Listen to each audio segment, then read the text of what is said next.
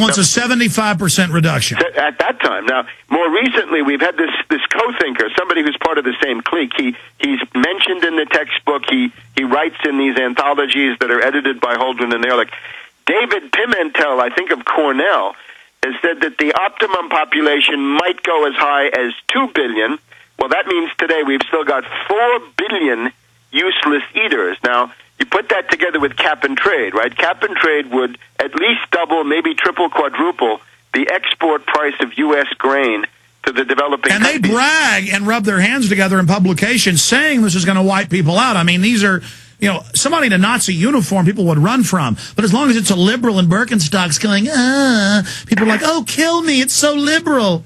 And these people are actually operating on a smaller scale because, Hitler is a genocide on a continental base, whereas what these people are contemplating is indeed a worldwide genocide, where the numbers, as we can see, are much larger. So 4 billion excessive, and if you go to cap and trade, you've got about 1 billion people who are living on the verge of starvation right now. You could wipe out, a large part of that billion, or maybe even all of it. Holdren writes that when it comes to food aid, you've got to use triage. In other words, you've got to separate the countries that will make it without food aid, the countries that are doomed and should get nothing, and then the ones in the middle that you might be able to help are the ones that you focus on, sort of military or disaster triage. And that's the rationale. You just write off a third of the people and say we're going to kill them as if it's loving, because it's the same argument of don't have 2 kids, have 1 and give them twice the attention. Well, yes, although what he wants to do is he uses that in here about only having 1 kid, but go ahead. Yes, he absolutely wants to limit family size with totalitarian rules. He says Bangladesh. Now, Bangladesh is at least 200 million, or it's a large population, 100 million perhaps. Bangladesh, he says, is a country that should be triaged. In other words, Bangladesh, go and die. We've got to call this to the attention of the Bangladesh ambassador. He also says India, which is at that point 700 or 800 million and now a billion and more, that India may be a candidate for triage under this planetary system. So who enforces this? He says it's time to create a planetary regime. So a supranational world government run by ecological fanatics and Malthusian genocidalists. The planetary regime would take under its control the world ecosphere, and in particular what he calls the global commons. The global commons would mean the atmosphere, the oceans, and the soil. So the planetary regime would override national sovereignty and impose the rules on the global commons, and it would set an optimum world population. So the optimum world population, as we've heard, is somewhere between 1 billion and 2 billion, and that won't increase, right? That's unlikely to get very much higher. So the thrust of this entire thing is that world population growth must be stopped, and in the middle of that, we see the old imperialist program.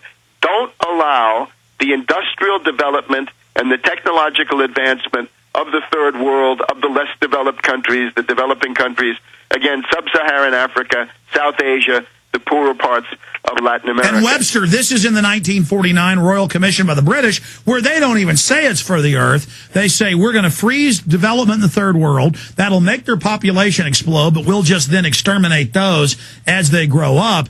If we really wanted to cut population growth, we would develop them, but we're not going to do that. So even though they want to kill the brown people, they still hate them so much, they let that people bomb kind of keep them down at the level they're at instead of developing them, and then they'd start dying like the West. So it's almost a schizophrenic model with these people, and you've got Holdren and Ehrlich, George Bush Sr.'s buddy, packaging this eugenics as loving and liberal. These really are some sickening people.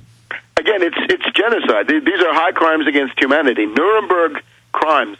One of the things that Holdren and Ehrlich are based on is the limits to growth. Another crackpot study, totally discredited by Meadows and Forrester, 1972, I believe, which says at the rate of depletion of natural resources, world society will collapse in the early part of the current century, more or less where we are now.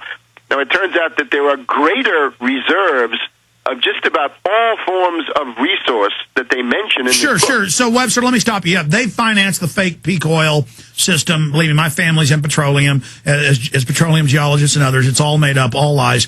But the issue is they're actually manifesting their fraud with Discovery Channel, History Channel, Houston TV shows, saying the oceans are going to melt. We're all dead. They say polar bears can't swim, lying. They show the ice caps getting smaller in the summer, as they always do, and say that that's new.